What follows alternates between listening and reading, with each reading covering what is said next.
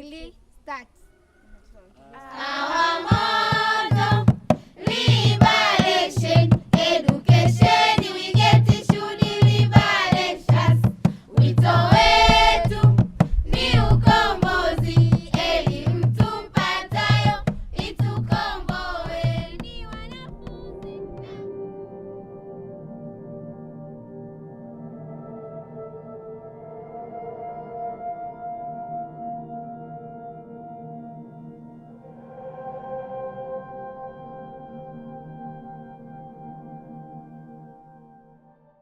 So EAC is the Education Advisory Committee, and it is a group of volunteers that came together. And I think our purpose was that we wanted to make sure that all incoming Peace Corps trainees were prepared to be good teachers in the classroom. So what our goal is as a committee is to help give volunteers the resources and education they need before they leave training, so that they can address the problems that they meet when they get to site. I think coming into a classroom, we are nervous as foreigners in a Tanzanian classroom, and our students are also nervous. So I think it's very important that first thing, you take the time to establish a relationship with your students. And one of the most important things is learning their names. My name is Lechu. My name is Jonathan. My name is Cleo. My name is David. It is much more powerful to call on a student by his or her name than to just point and say, Wewe. In our Tanzanian schools, the students don't change classrooms, but we do. So I always like to start my class with a do now. So I always write a problem or two on the board as soon as I walk through the door. And then the students know, because we have established the routine, that the first thing that they do is complete the do now questions. And that gives me time to get my notes ready, to set up the board, and then by the time I have finished, the students have finished their do now, and it also allows us to segue into the new topic for the day.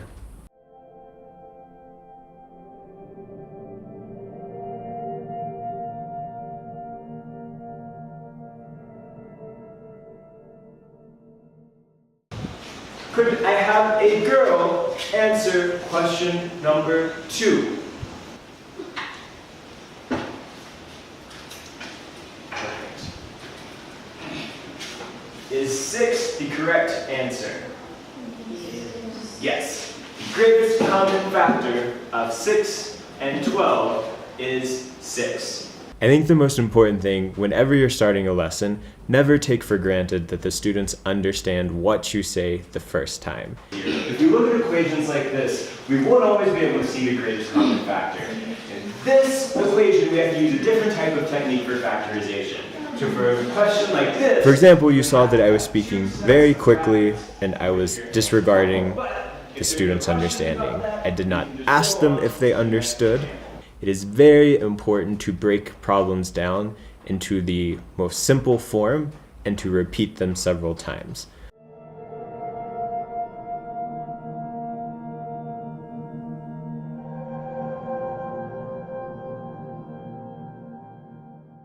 Factorization. Can we all say factorization? Factorization. Perfect. In order to understand factorization, we need to know the greatest common factor. So keep GCF in your head as we go through today's lesson. In the first example that we did, I explained how to do the problem. It was the I do part of the lesson. From there, we moved into several examples where I was interacting with the students and asking them for answers as well. And that was the we do. We were doing the problems together. And after we had finished the examples, I put up problems for the students to do in small groups. That was the you do.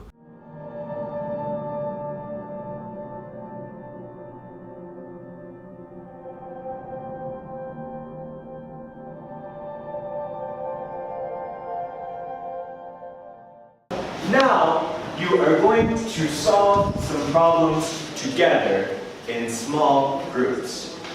So, you are sitting in groups of 3. with my lower performing students, when it comes time for individual and group work, they start to shut down and they don't like that part of class because they feel like they have nothing to do. And I feel that playing music while students are working also lightens the atmosphere a little bit.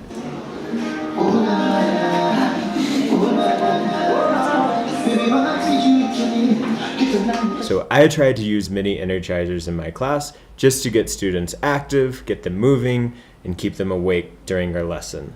I also like to use them to praise other students, such as doing pashas and claps when students volunteer or when they get questions correct. Let us pasha for our 2 volunteers. Pasha, pasha, pasha, pasha, pasha. Joma, Dana, Dana, Cuckoo.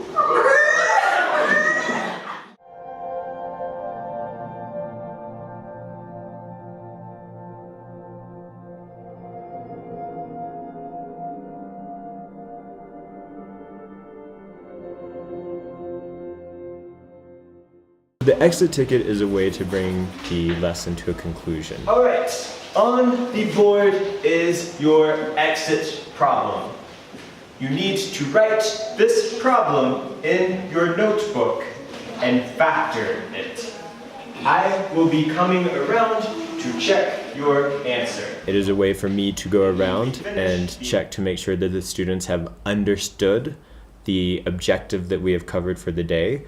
And to make sure if they have any questions about it or if they have made a mistake, I'm able to correct that or to help them figure out where they are making the mistake before they leave the classroom. And I think this is important because if most students are getting the exit question incorrect, then it means in the next class, I need to address that with the whole class before we move on to a new topic.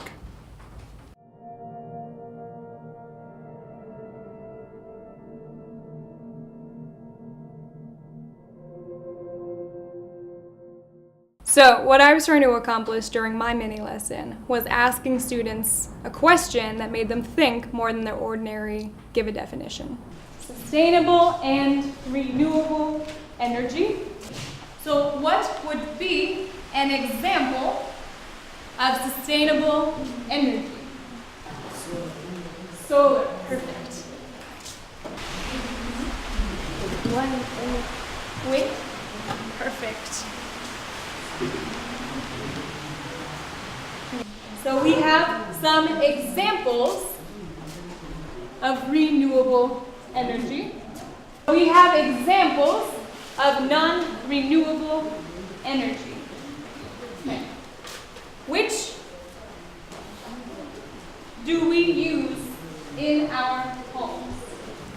Maybe so asking them something to actually think about how is this relevant and why is this important are the kind of questions that they don't get asked very often. Normally during class, they are expected to look at what the teacher is writing on the board and memorize it. They are not asked to think beyond that and think about why what they're learning impacts their life. Can someone please read my question? Why is better to use renewable energy than to use non-renewable energy?